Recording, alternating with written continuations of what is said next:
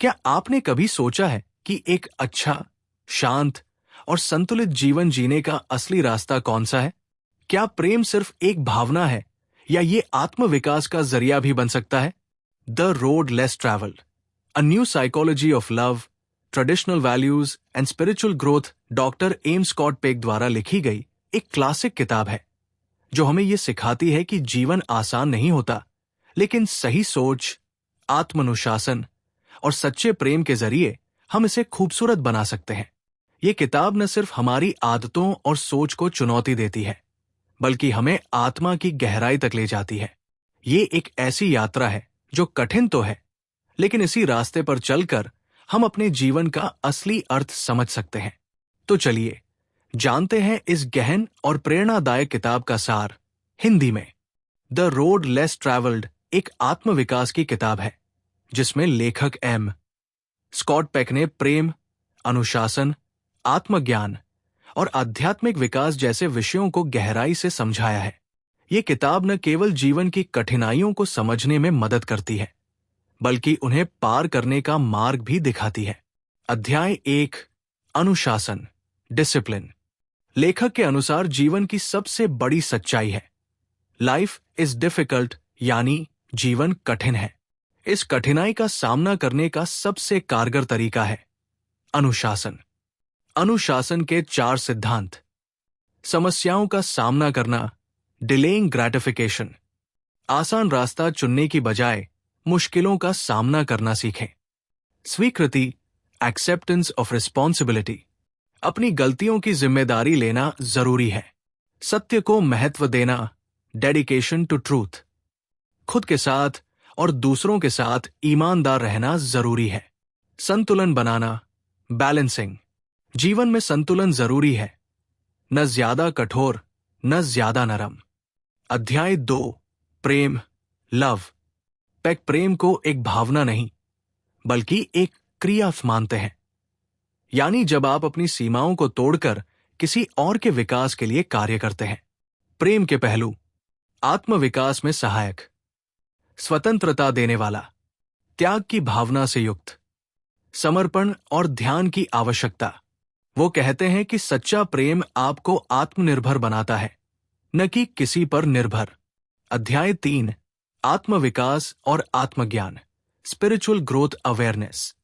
ये अध्याय हमारे अंदर की आत्मा और आध्यात्मिकता को जानने की यात्रा पर आधारित है। ध्यान, मेडिटेशन और आत्मनिरीक्षण के जरिए व्यक्ति अपने भीतर झांक सकता है। लेखक ये भी बताते हैं कि जीवन में बार बार आने वाली समस्याएं वास्तव में हमारे आध्यात्मिक परीक्षण हैं। दर्द और संघर्ष आत्मिक विकास की सीढ़ियां हैं। अध्याय 4, अनुशासन और विश्वास का तालमेल, ग्रेस फेथ। पेक का मानना है कि ग्रेस यानी ईश्वर की कृपा हर इंसान के जीवन में होती है। ये अज्ञात रूप से हमें रास्ता दिखाती है। दया, करुणा और प्रेरणा, ये सब ग्रेस का ही हिस्सा है। आध्यात्मिकता विज्ञान से अलग नहीं है, बल्कि दोनों मिलकर इंसान को संतुलित बनाते हैं। मुख्य संदेश: सच्चे प्रेम का मतलब है दूसरों के विकास के लिए खुद को बदलना। अनुशासन के बिना कोई भी सफलता संभव नहीं। आध्यात्मिकता और आत्मज्ञान के बिना जीवन अधूरा है। कठिन रास्ता चुनना ही वास्तव में हमारी आत्मा को मजबूत करता है। The road less travelled. निष्कर्ष, कंक्लूजन। ये किताब हमें सिखाती है कि अगर हम जीवन की कठिनाइयों से भागने की बजाय उनका सामना करें, प्रेम को समझें, खुद को जानें और आध्यात्मिकता की ओर बढ़ें, तो हम एक अधिक संतुलित, परिपक्व और शांतिपूर्ण जीवन जी सकते हैं। आउटरो इन हिंदी। अगर आपको ये सारांश पसंद आया हो तो इस किताब को एक बार जरूर पढ़ें।